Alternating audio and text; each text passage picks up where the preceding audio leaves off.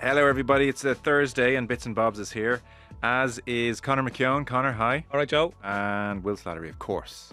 Hello, Joe. Indosport podcast at independent.ie. So a Thursday because on Friday we will be talking to Gary Breen, amongst others, about Ireland's heroic 4-3 win against Portugal. Who'd have thunk? Can't believe Ronaldo was crying. Should we bring Friday energy to this, or Thursday more demure, more kind of respectful, muted? This is a prekend edition. I am rewatching Succession. And I didn't think I was ready. It's a bit soon, and I was on first episode just last night, and at one stage somebody says to Shiv, he wants it by the prekend. She says, what is a prekend? Why can't he just say Friday? And Tom says, no, it's prekend from Thursday lunchtime on. So we're in prekend. Oh, right, yeah. There you go. Very clever. Yeah, well, that show. There's a richness. It's never too soon to rewatch it, I think. Unbelievable show. Oh, my God. Yeah. Somebody got me, Jamie got me with, you won't read this out. A lot of emails start like that. This one won't make it to air, he says, for fear I would get support, but does the brilliant move over the last 2 weeks to a Monday Bits and Bobs pave the way for a midweek Wednesday Bits and Bobs, which in turn could lead to a daily 30 to 40 minutes Bits and Bobs?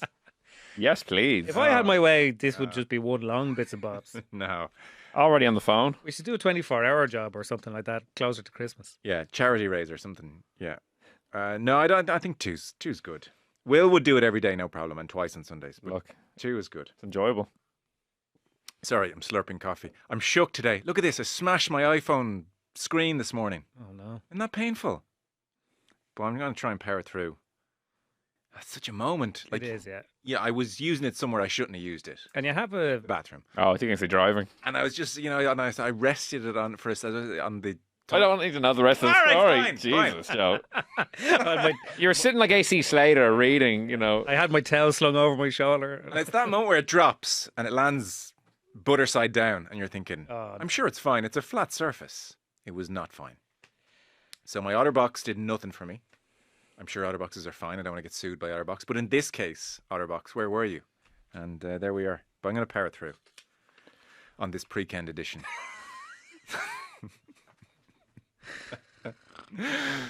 There's no great format to this. I'd copied and pasted things in as I went. So just be a bit like jazz.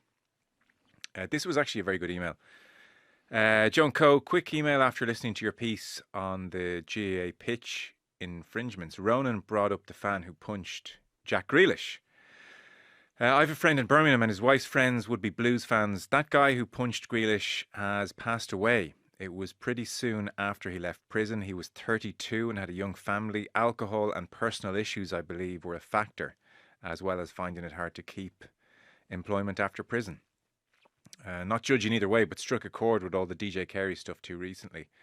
There can be underlying issues that can come to the fore in some of these cases. Not mitigation for any behaviour, of course, but there are sometimes wider social issues at play which can lead to addiction and a spiral. Regards, Aaron. Yeah, it's true. I did a search, Aaron. You're correct.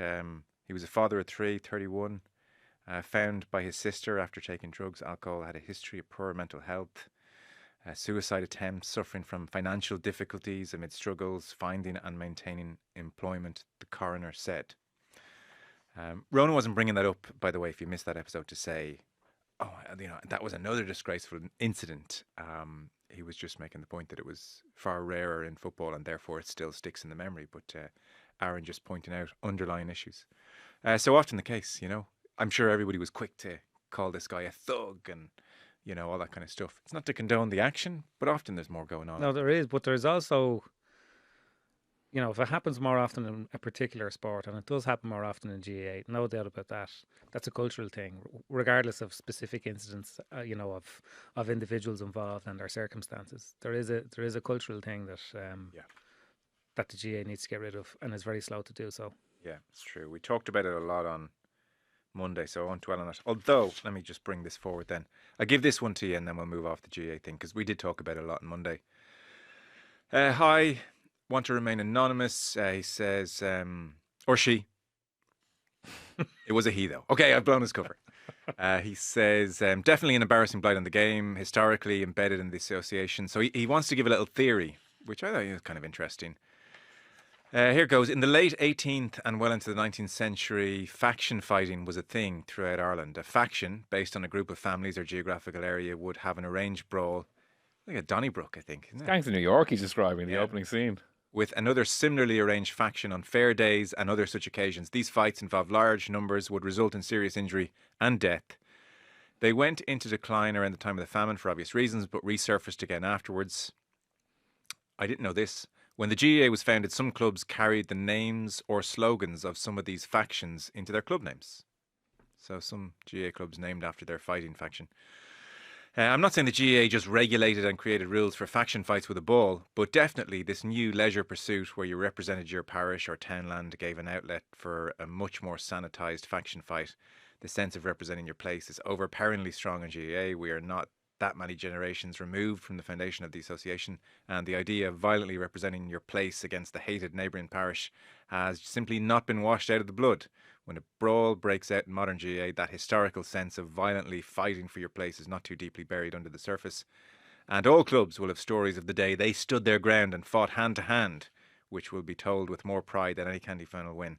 I'm not condoning or making excuses for these stupid, unsightly brawls, but I genuinely believe it really is GAA DNA. I don't think it's a revolutionary point, but it stands to some kind of scrutiny, I think. Albeit Probably, but I think we're in the realms now where it's nearly dangerous to be contextualising it and explaining the background as to why this thing seems to be more culturally embedded in one organisation over another. That's true. We're at a point now in our development as a civilization that we can safely say that nobody who goes to a match should be throwing punches to defend the parish. Watching drunk teens on Hill over. 16 trade punches, I don't know if it goes back to this ethereal defending my home place. Yeah. But I like the email. Yeah. Of course I hit him. My faction fighting history. We don't have our factions. Yeah. On that same, because I'm going to throw away that piece of paper now. This really isn't all over the place. Yeah, your sheets are, you're really dipping I've sheets. never even seen them with three sort of. You have smiles. 4 piles. I'm thrown. Every time I look down at my screen, I see I have a stopwatch going. I just see. It's not that badly broken. No, but You were talking in the office, I thought it was completely shattered. Just to tell the listener some context, it's working fine. It's broken the worst amount because it's bearable but incredibly painful to look at. You are more broken than the phone, it Yeah. seems, from this experience. Yeah. Somebody watched the Kenny Dalglish documentary, Owning Cork. Wrote a long email about, his interest in Dalglish, but he said he had high hopes given it was directed or is directed by Asif Kabadia, and he said, I had high expectations and it did not disappoint, is the review. Kenny Dalglish documentary, thumbs up from Owning Cork. Just funny on that, because I saw the trailer recently, because it did surprise me that like his other subjects like Maradona, Senna, Amy Winehouse, like much bigger cultural figures. I did kind of find it curious. I know, as the email outlined, like there was Hillsborough, and like his story is very kind of nuanced. It's not just a footballer, but I still was surprised that he went with like Dalglish. It seemed a little too sporting. Something very quintessentially Liverpool about Dalglish. And I think that era is the quintessential Liverpool era. Do you know what I mean? Like when you say that there's more kind of cultural resonance in somebody like Amy Winehouse, I don't know that there is. I think Dalglish is kind of... I think he is the kind of... He exists in the same thing as Alex Ferguson did with Manchester United. He is that figure. Just thought there would be more cultural cut through with the other people, and he's not a sports documentarian per se. I know he's done some sporting figures, so it just struck me as more of a sporting story, but obviously with the Hillsborough element. But it's meant to be very good. So yeah, it's an early thumbs up. We'll watch it and come back to it at some stage. And bits of news going on. Dublin Euro 2028. We will have 7 games. It's been announced. It was announced last night. So 7 games of 51 matches overall. 24 teams. We are one of 9 venues. Kind of interesting. If we qualify directly, i.e. you can rip this sheet up. Yeah. If we qualify directly, all 3 of our group games would be in Dublin. Kind of cool. If we have to get that whole, but we're a host nation, let us in, then we'll have 2 games in Dublin, which is still not a bad deal. We'll take it. Yeah. And then, just to waste everyone's time, if Ireland win their group, then they'll play their round of 16 game in Dublin. Oh, good. If they come second, it'll be in Tottenham. And if they qualify as one of the 3rd best placed teams in the group, then it'll be Manchester and Newcastle. Both semi-finals and final at Wembley. Spread it around a bit. I saw. Did you see the thing about in Belfast that the UEFA have, despite the fact that they wouldn't give any games there because they don't have the ground, they've now given them the booby prize of we're going to have to draw in Belfast. It's something. There will be no FIFA-style dynamic pricing, is the word for this tournament. Set prices. That's not to say they'll be cheap, but set prices. You excited? Yeah, I'm loath to look so far ahead into the future, but that sounds unbelievable. Like, considering we're going to get at least 2 games, you'd assume just by the law of, like, 2 spots are reserved, so we will get one of them. If we're getting 2 group games, that's going to be electric. Like with Damien Duff on the sideline, I'm looking forward to it. It is genuinely something to look forward to. And I was only thinking about this. No, not to do much of a spoiler alert, but we're going to do a review of the year soon. And when? But I was only thinking back through it, and the thing that we miss so badly here, and this might have dated badly by tomorrow, is the international football team. Like, I'm like old enough to remember when we were actually decent and relevant and competitive, and how big an impact that had on the daily discourse and everybody you knew kind of tune into. And we've been without it for so long. But the idea that Ireland would be not only in a major tournament, however they get there, but to have them in Dublin, like, that would be monumental. It shows how much like power UEFA wield, like, is in that we're going to get this bestowed upon us most likely. We might qualify automatically, but if failing that, we're getting this gift of not only qualifying, hosting 2 matches. Like, it's unbelievable. It's kind of unseemly sometimes, like the UEFA relationship with the other nations, because they have such a big prize pot to allocate, and it's so important to the countries, Ireland in particular, given the financial situation. But then when it pays off, it's like, Jesus, maybe it's worth it. Yeah. They will be magical days in Dublin. Even if you don't have a ticket, Ireland playing a Euro 2028 match in Dublin, that is a day to head into town. You'd like to think that midday and enjoy and stay in all day. You'd like to think that at that stage we'd have improved a fair bit, but even if we haven't, like, we're great at a bit of delusion. Like, it's only a few months back that we were talking about things are finally turning around here, and it turns out we're actually worse than we thought. But at that stage, having the gift of home matches, like, we will genuinely be completely washed away in our own hubris. Evan Ferguson will be in his pomp. Yeah. In other exciting news, Anthony Joshua and Jake Paul are finalising a deal to meet in a heavyweight fight in Miami this December. Netflix are going to, well, I mean, who else? Netflix are going to announce the bout on Monday, is the word. So either the 19th or the 26th of December, Stephen's Day.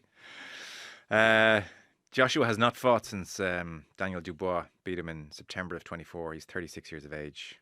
Netflix, obviously. The Paul versus Tyson fight, the most streamed sporting event in history. 65 million live, 108 million average live viewers worldwide, 65 million in the States. So Anthony Joshua, there was talk of his management that he's going to get back going again in early 2026. So he obviously figured he should make 25 million doing nothing here. Yeah, his career has really nosedived, hasn't it? He is going to absolutely knock the head off Jake Paul, I presume. You'd assume so, but and if he goes out and does a little wink, wink, let's take this to round 6. I want him to behind the scenes say, no, of course. Obviously, don't sign anything. Don't put pen to paper of this has to go 6 rounds. Hey, your phone. Sorry.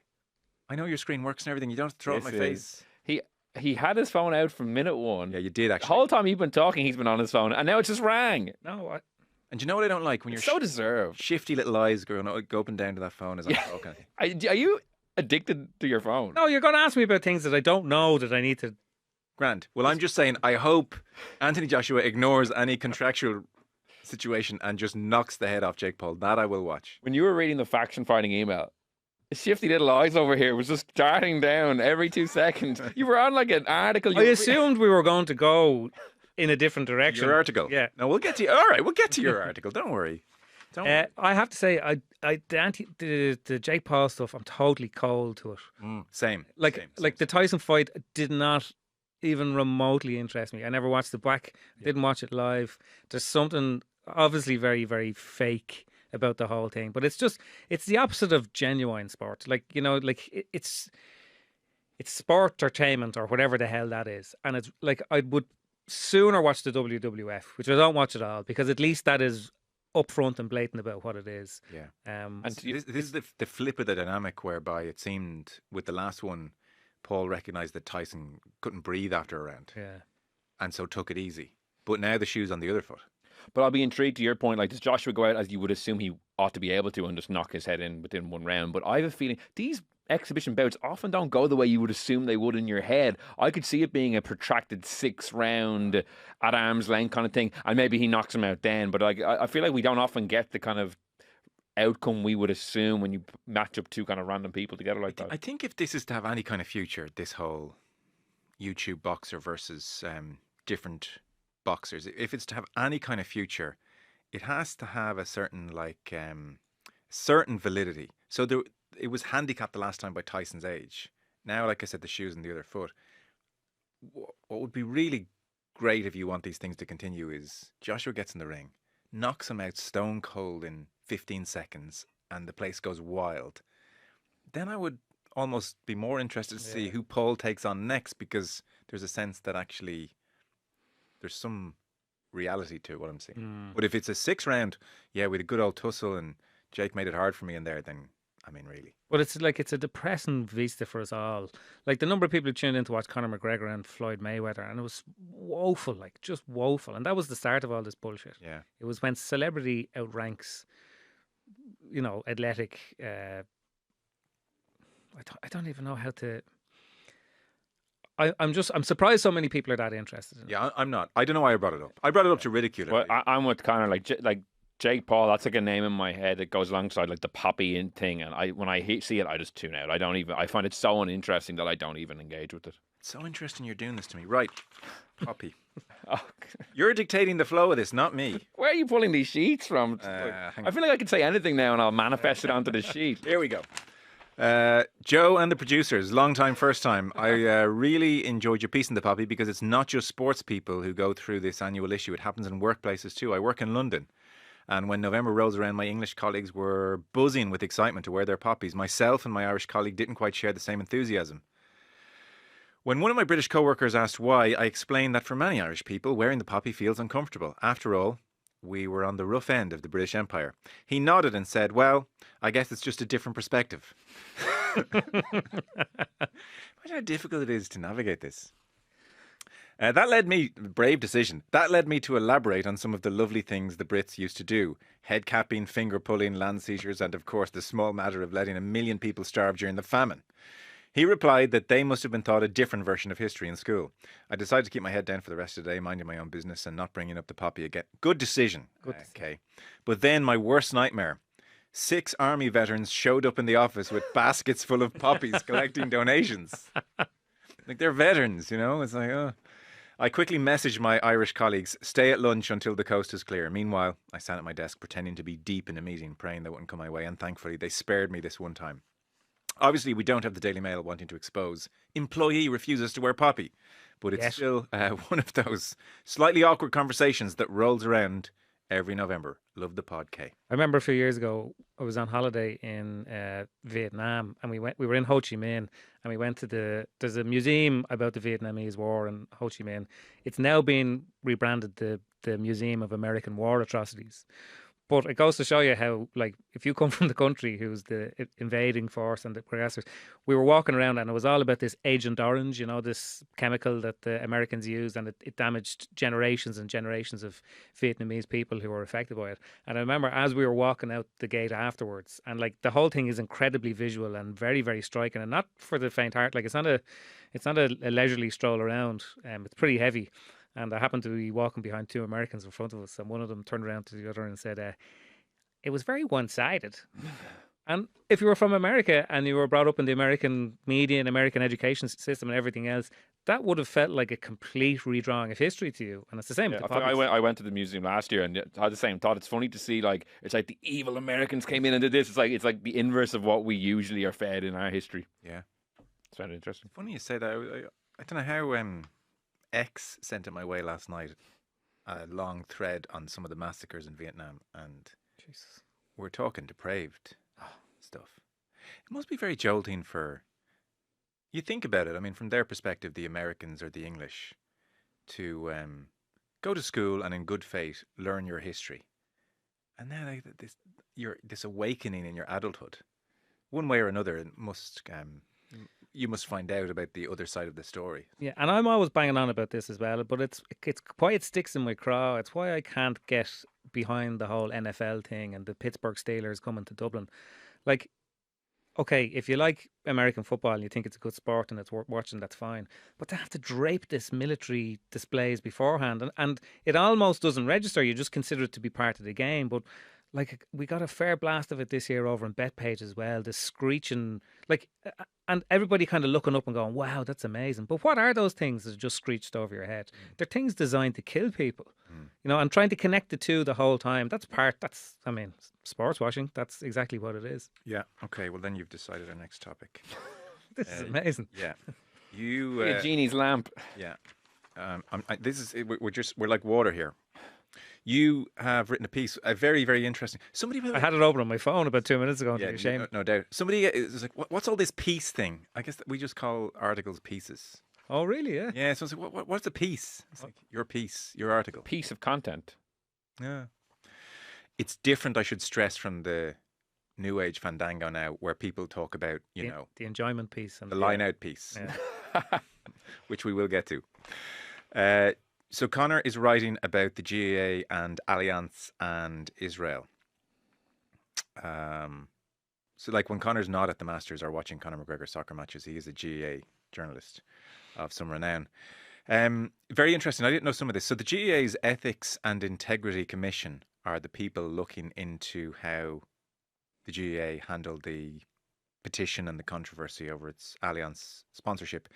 This Ethics and Integrity Commission, if you're not too au fait with it, this was only started in February of this year. Your suspicion, you say in the piece, is that it was a response to the complications of the world, of course, but also to the Rory Gallagher controversy, because the GAA found themselves very much at sea, i.e., and I'm quoting here from Conor's article, Ulster GAA debarred Rory Gallagher. The Disputes Resolution Authority said they had done that wrongly. Corduff have him as a coach. Nace have a U-turn. Jarlath Burns very involved. So they were they did not know how to handle that particular controversy. And so it seems more than just a slight coincidence that the Ethics and Integrity Commission was set up. So it's a 5-person panel. You list off the people in it. 2 of them have recused themselves over the Allianz situation. And now it's up to the 3 remaining members to figure out what to do here. You point out there is no deadline. Now, I sort of have a kind of self-imposed one that they need to figure it out by the time of the National League because it'll blow up then. But there is no hard deadline for them to come to a conclusion. And I suppose you talk about the relationship with Allianz GAA. It goes back to 1993. They still have 5 years to run on the National League's deal, so there may be cost in pulling out of that contract. And Allianz underwrite the GAA's stadiums and clubs. They insure every GAA stadium and club across the island.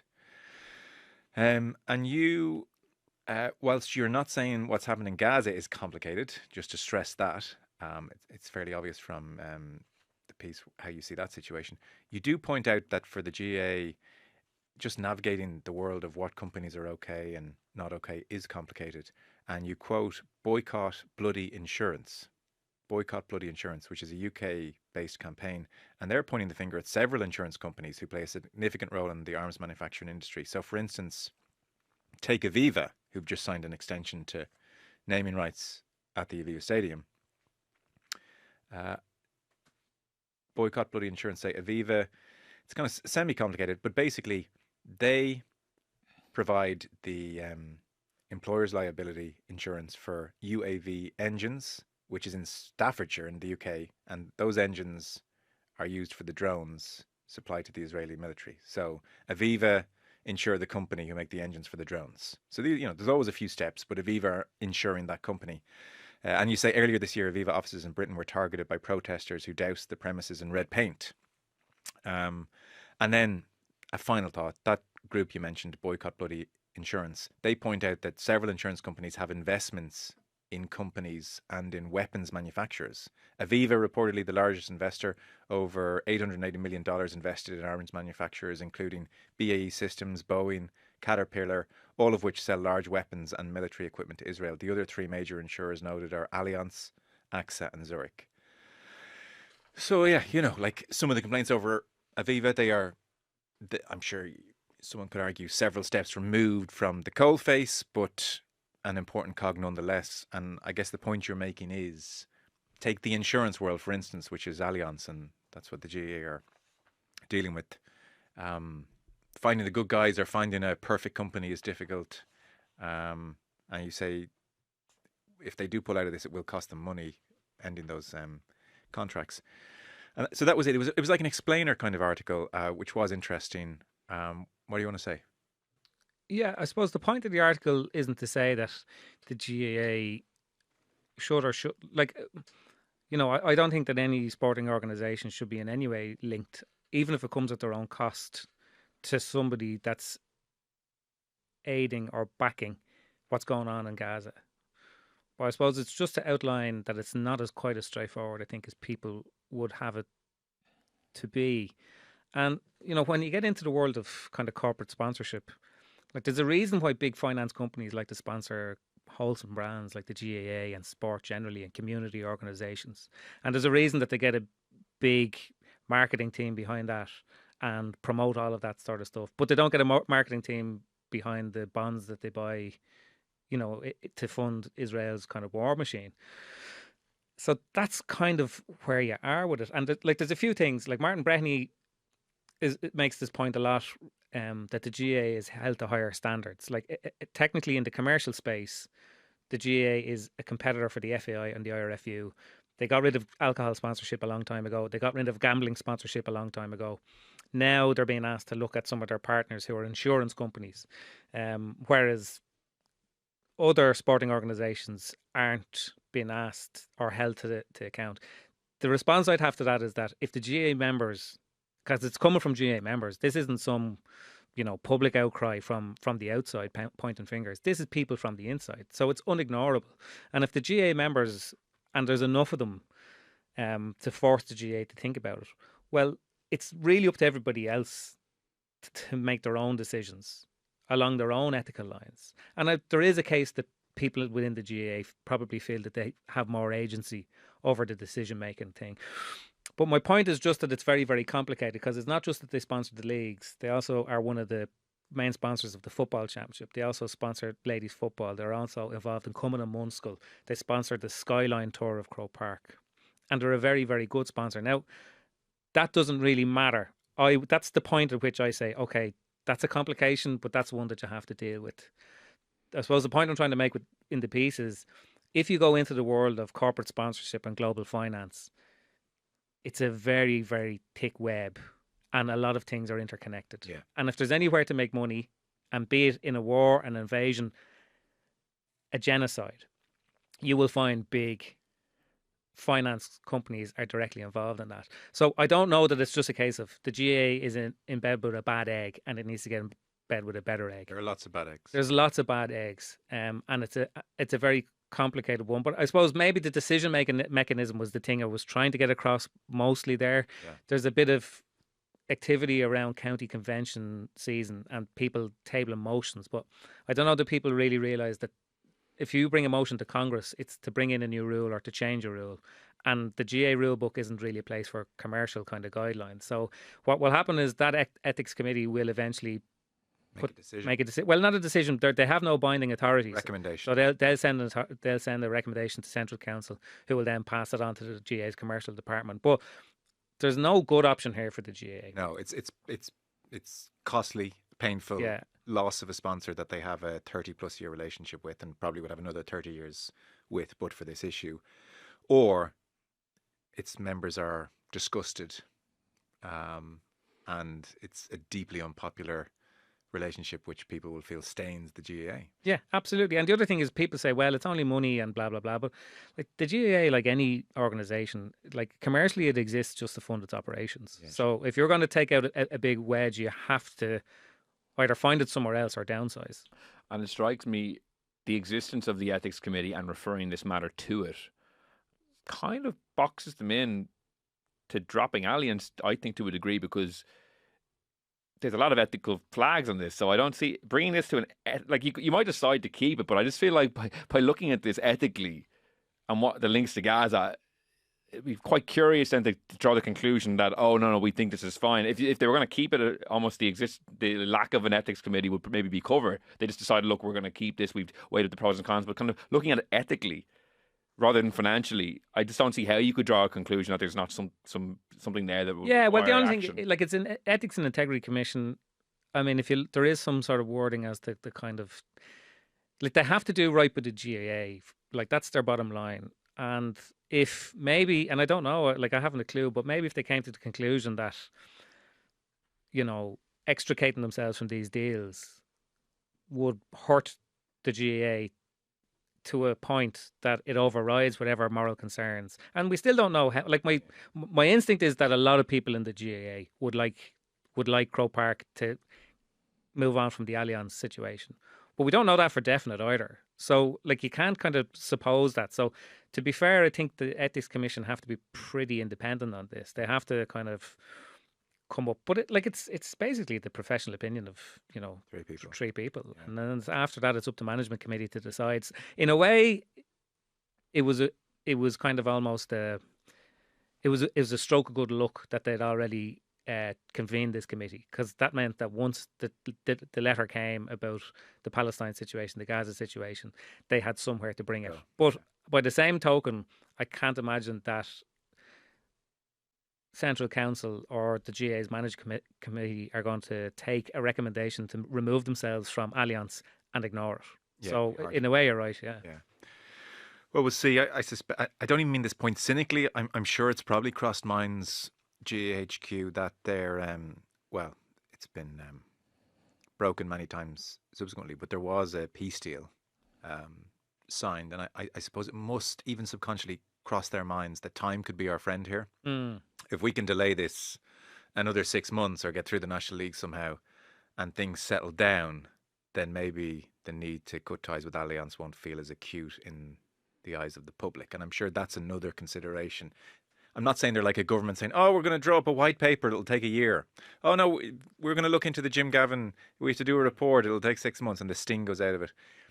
So that could be an aspect. You could see a situation as well where, okay, the Ethics Commission look at who the GA are actually doing business with, which is Allianz Ireland, and say, well, there's enough distance between that and the top brass in decision making that you could make a case for the natural termination of all existing deals and some sort of formal review. That's a very modern thing now that for sporting organisations, that they have to do their due diligence as to who they're commercially getting into bed with. So that could be a recommendation, but I don't know whether that would be acceptable. Like, my instinct here, just because we're being hit with a barrage of stuff that's going on in Gaza all the time, which is that anything that's remotely associated with it, we should just put it to bed and get rid of it all now. Yeah. Well, I think it's harder to look at it from the other side as to what the consequences of that might be. Yeah, okay. We're not going to overly get into the rugby. Ian Madigan is in your feed later today, and obviously the game's on Saturday, and this is a prekend edition. But Sam Prendergast was out before the media. Yeah. There's a slight kind of we're giving the media a bit more at the moment with the team, as in they could easily not give the media Sam Prendergast today. He's a very interesting figure to put out, and also Rory was saying, O'Connor, that there's going to be a slew of one-on-ones, not just like press conferences, but one-on-one interviews for some of the print journalists over the coming period. So, because I got a fair bit of slack about, well, not slack, but I saw it mentioned in a fair few pieces from Chicago that the All Blacks were casually doing one-on-ones all over the place, and Ireland had long since ceased to practice. It's not always, though, the people put forward are playing. Mostly, but not always. But even if Sam's not playing Prendergast, he's just interesting. Yeah. That's like, oh. No, because it was a bugbear for some people last year that Jack Crowley was put up the week he was dropped. That's true. So, like, but whether he's dropped or not, it's like he's one of the main characters at the moment in the soap opera that protagonist is sport. It's just people are just too well adjusted now. Society has improved to the point that we have too many well adjusted people. So he says of Crowley, if either of us are getting bogged down by the rotation over the last year, I suppose it's selfish. We both agree it's important. We both stay positive. I thought Jack played very well the first 2 games and started the season really well. We both get along very well, and we both share the same ambition, so it's not hard to get on. What's this? I was like, no, we haven't talked in months. Yeah. I need a translated version of what's actually going on there. I'm always being facetious. It's great. It's just at this point that, like, these well-adjusted people. Do you believe it? Yeah. You believe what he's saying? Yeah. I think he's a well-adjusted person. He's a mature person. Give me the immature Ronan O'Gara, Johnny Sexton, who are not well-adjusted people all day long. In my sports people and in my pundits, I want... what do I want? I need to choose my words carefully here. Unreasonable, obsessive, immature, angry, edgy. I don't believe him. I don't believe him either. I think he's spoofing. Like I know. You don't think they get on well? No, well, no. They might get on okay in a workplace relationship. I don't think they actually are giving each other daggers. But all the stuff about I'm happy or it'd be very selfish if one of us was put out. Like I don't believe every sort of elite athlete that I know has a level of maybe not megalomania, but that in any sort of close call between themselves and another person, like a subjectively close call, they think that they are the choice by a mile. Fine, but I want this to spill over. Oh yeah, sorry, yeah. Why are they being? I don't want cordial. I want. We didn't talk the whole car journey into kicking practice and all the way home. Yeah. Did we get that in real time from Sexton and O'Gara, or was it after the fact? We had Sexton screaming in Roger's face in 2009. It was obvious. They made it obvious we don't like each other.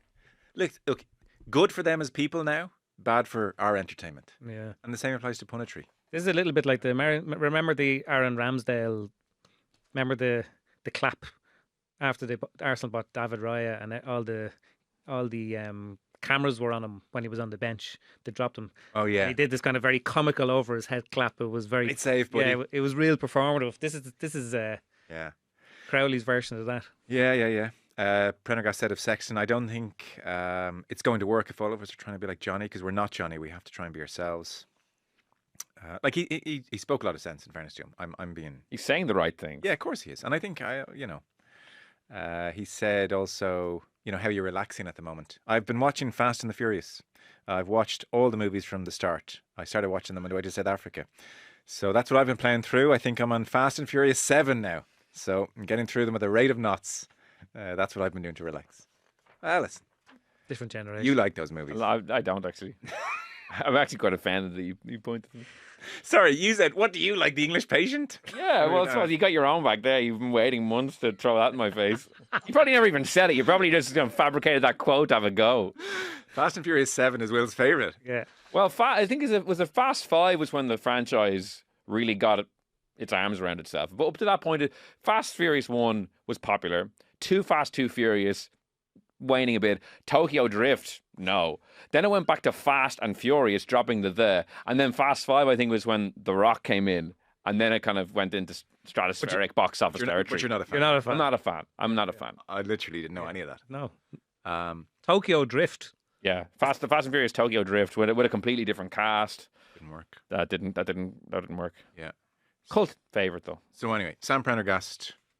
That's what he's doing. Just a mature young man. Damn.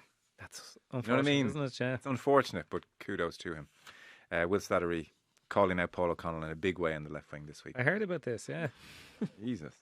Rory McIlroy, given how Marco Penge has started, he was the big threat. He was the only threat. Marco Penge. And Tyrrell Hatton, I think, was a bit of a threat. Yeah. But Rory McIlroy, it's not a spoiler, will most likely, regardless of how he finishes in the DP World Championship finale in the Middle East, win a 7th race to Dubai title. This is like the order of merit. So that'll be number 7, which moves him 1 behind Colin Montgomery, who was on 8, and 2 ahead of Sevi. Montgomery won 7 in a row, 93 to 99, and an 8th in 05. So 9 of the European Cup Rider team are there. Obviously, the Liv folk aren't, and it's going to be... some of them are. Tyrrell Hatton, of course, yeah. So it's going to be a 7th race to Dubai title for Rory. Yeah, I was just watching him this morning, and I know this will date, but I mean, he's just cruising. He's a birdie putt on every hole. It's interesting to watch. There was some clips of him with his new driver. This is the time of year when Rory tests his equipment. Yeah. And he's a new driver, and you could see the big happy head in him. He was absolutely just creaming it. Okay. And the one thing that you felt with Rory over the last year was that as well as his game had kind of come on, it was actually the equipment. He didn't seem to be hugely settled on the driver. He was talking about changing shafts and stuff like that. So, if that thing is... But it's just such a... I know we made this point loads of times. It's such a contrast to this time last year when he won that tournament and he ended up crying afterwards. And it was after the near misses of Royal County Down and Wentworth. Oh yes. And it was, oh wow, like he's really found something. And like Rory could win this tournament on Sunday, or he might not. And none of us are going to miss a stroke. It's amazing how we all knew that it would, but it's been mad to watch just how transformative winning the Masters is. It just changes the colour scheme of the entire rest of his career now. Will he win BBC Sports Personality? Yeah. He's not the favourite. Isn't it? No, I can't remember who the bookie's favourite was. It was one of the England women's footballers, I think. He was second favourite. Okay. He should definitely win it for winning the Masters, I think. I'd say he's going to have a busy Christmas now with people inviting him to award ceremonies. Did you come to the RTE? Will he? Will he? He went before. I suspect he's busy, although he's closer now, obviously. The only thing about those award ceremonies is like Rory and his team know well now. It serves more the people who are giving the award. It does, as yeah. the person who's receiving the award. So that's what's happening this week in golf. By the way, shout out to Lynn Parry, 74 years old, amateur golfer in the UK. In October, she had 3 holes in 1. Jesus. The odds of 3 in a month are 1.95 trillion to 1. She started playing golf at 58. She now has 5 hole in ones, but 3 in a month. Have you ever had one? No. Same. And like very rarely get close either. I've never had a close call. There's guys in our club now who like, fellas who have been around a while, and they have sort of like 2 a year job, Yeah. I only hope when I get one that I hit a good shot. Nothing will be so hollow. If I thin one, and I know I've thinned it, and it scuttles on up there, even if it's a little bit of a thinny, and it goes in, Which hole do you want it on? there'll be no joy. I'd say the 12th at Augusta. Shane Lowry has an incredible collection of hole-in-one holes. Yeah, Pebble. Pebble. Where's the other ones as well? He has one in 16 in Augusta. He hasn't got one in 12 in Augusta. I remember somebody was talking about this. He has like some of the best par 3s in the world. Did you say Sawgrass?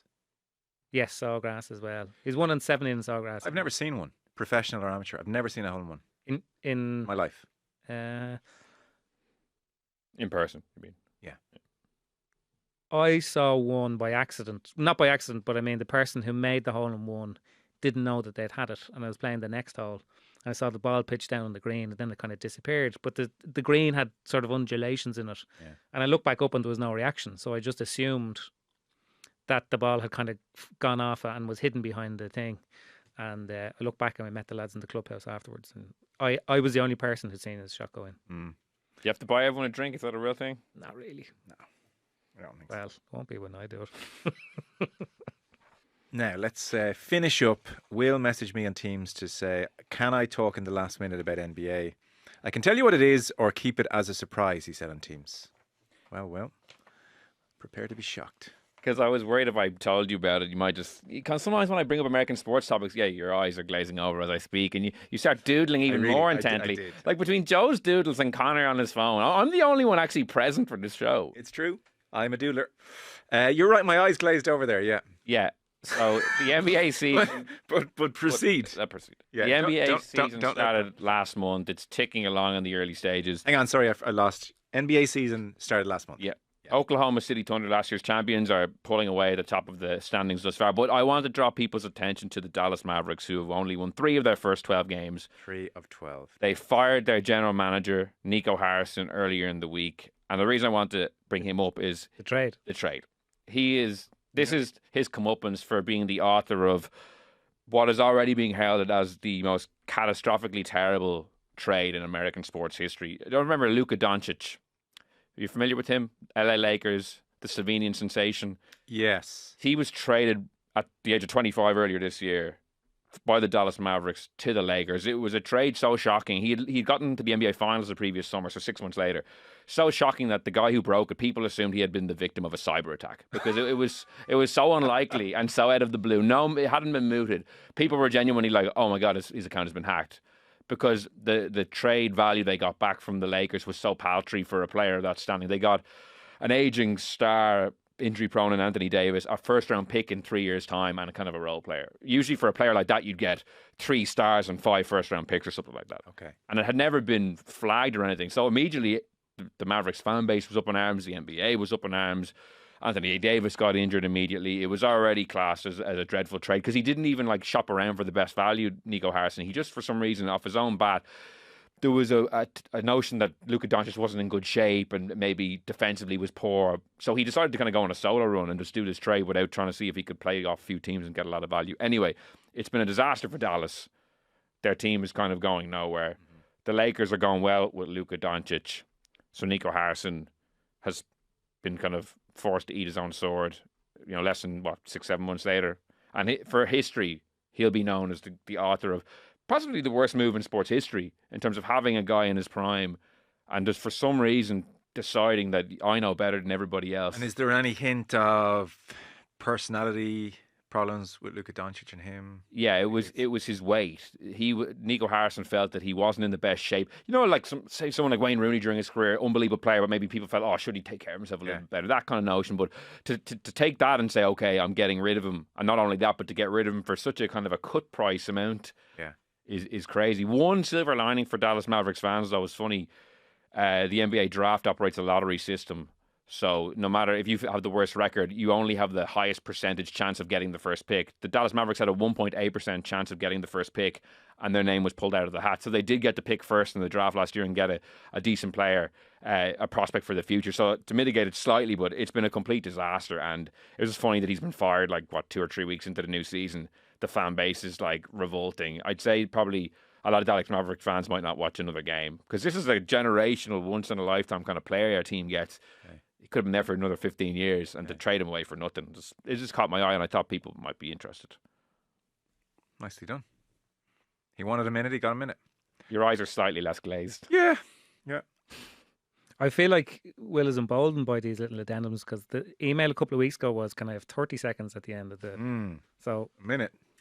Because I felt that I was overusing, I was going up past 30 seconds, so for transparency, I wanted to let Joe know that it would be a minute. I'd need the full 60 on this one. Yeah. The worst trade in basketball history. Sports history. Sports history. Yeah. Many papers here. What's the worst trade in Premier League history? Or signing, you mean? Yeah, trade. Trade's not exactly. I think Arsenal selling Van Persie for a cut price and United winning the league immediately that's one. Is something I would compare to the Doncic one, and getting rid of your star player at a price that doesn't. You're like, Van Persie for 30 million. Because it's easy to say, oh, Salah, De Bruyne from Chelsea, but I think they weren't who they were then. I give a degree of forgiveness. Yeah, Van Persie. What did they sell? Torres to Chelsea because he just immediately became. Yeah. Although that's the opposite side, and that was Liverpool got a good deal on that one. And it was obvious that Torres wasn't himself. Yeah. Even when he signed, I was like, but he's finished.